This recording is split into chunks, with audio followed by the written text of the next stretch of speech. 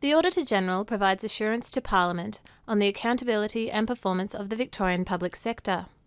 The Auditor-General conducts financial audits and performance audits and reports on the results of these audits to Parliament.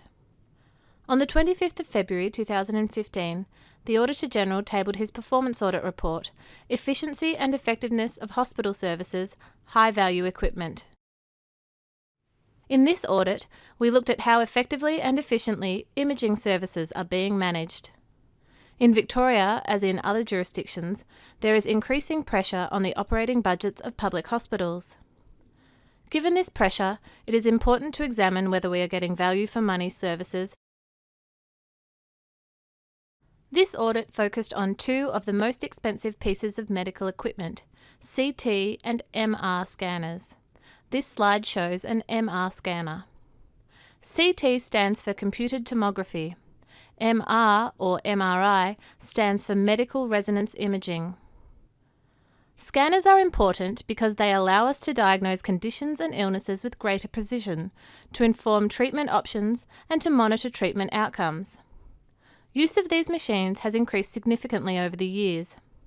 In Victoria, Medicare data on outpatients alone indicates that over the past decade, we've seen a 188% increase in MR scans and an 80% increase in CT activity. Scanners are also expensive. They cost between $1 to $3 million to buy and up to $180,000 to maintain each year. These costs are regardless of whether these machines are used a little or a lot. This means that they should be used as intensively as possible, as it can help drive down the cost per scan. As mentioned earlier, the focus of this audit was on the effectiveness, economy, and efficiency of the management of this high-value equipment in public hospitals. We looked at whether CT and MR scanners are being adequately planned for, value for money imaging services are being provided, and CT and MR scanners are being used optimally within and across hospitals. The audit included the Department of Health and Human Services, or DHHS, which is responsible for system-level planning and policy development, along with the funding and regulation of health services, and Health Purchasing Victoria, or HPV, which has a mandate to help health services achieve value for money in the procurement of equipment and services. It also incorporated health services.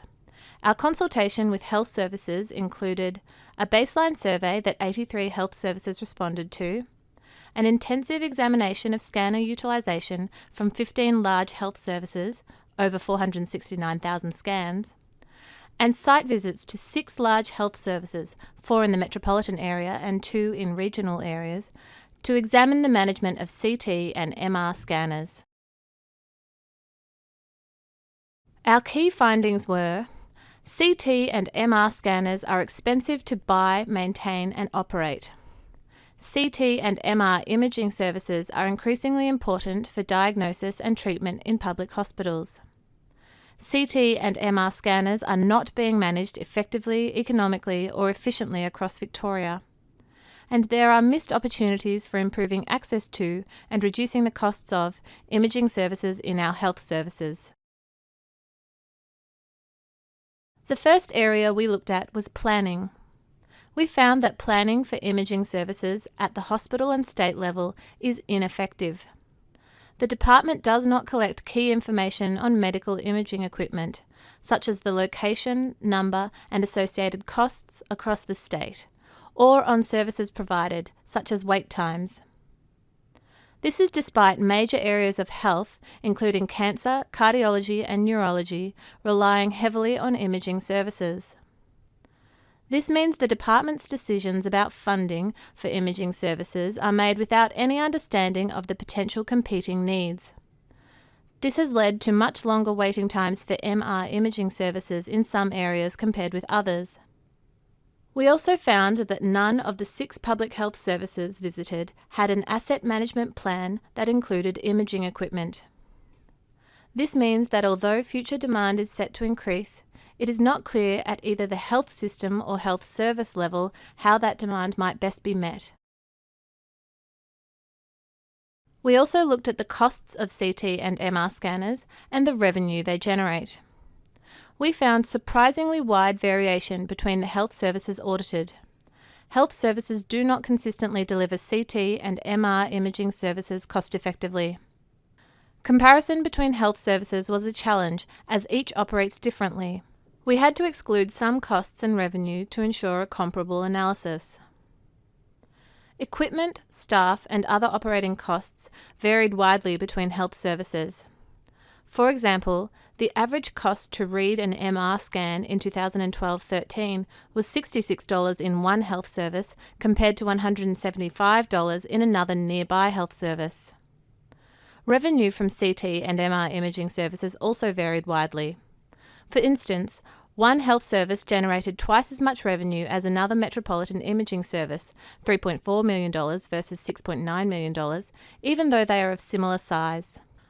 Across the 6 health services, 2012-13 CT imaging services ranged from an annual surplus of $2 million to an annual loss of almost $3 million. The profit of public MR imaging services in the same year ranged from an annual surplus of around $1 million to a loss of just under $942,000. Collectively, this means that there is substantial scope to improve how health services deliver these services and at what cost. HPV, in its central procurement role, can help health services to achieve the best value outcomes in the procurement of CT and MR imaging services. We also found wide variation in the ways in which CT and MR scanners are used. We found that health services do not always maximise the availability and use of CT and MR scanners. For example, some hospitals operate scanners for a shorter time during the week than others. One hospital has increased its efficiency by overhauling its appointment scheduling. Health services do not routinely compare their scanner efficiency internally or benchmark utilisation of scanners against that of other health services. Yet we found significant differences across health services. For example, the highest performing CT scanner did 39 times the number of scans as the lowest performing CT scanner. Likewise, busy MR scanners did 27 times the number of scans as lower performing MR scanners.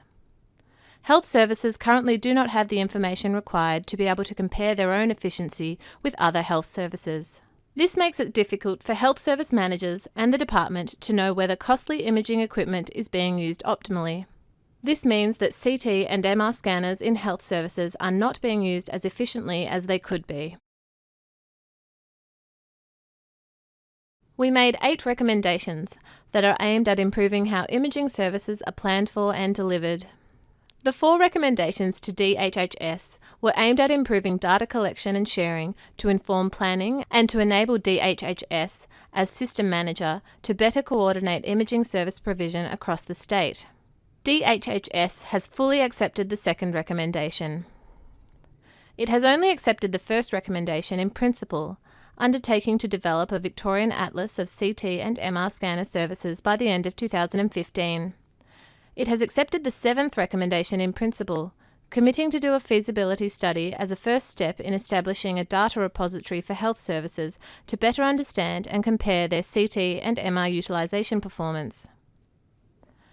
DHHS has noted the 3rd recommendation, but has committed to work with health services to improve referrals across health services. We made 3 recommendations to public health services. These were aimed mainly at encouraging better procurement and asset management practices around imaging and analysis of data to inform utilisation of scanners. We recommended that HPV fulfil its mandate to assist health services to achieve best value outcomes in procuring CT and MR services. This has been accepted by HPV. A follow-up audit on this topic will be conducted to determine whether and how agencies have addressed the recommendations. This is the first in a series of VARGO audits examining the efficiency and effectiveness of public hospital services. All our reports are available on our website. If you have any questions about this or other reports, or if you have anything else you would like to discuss with us, including ideas for future audit topics, please call us on 03 8601 7000 or contact us via our website.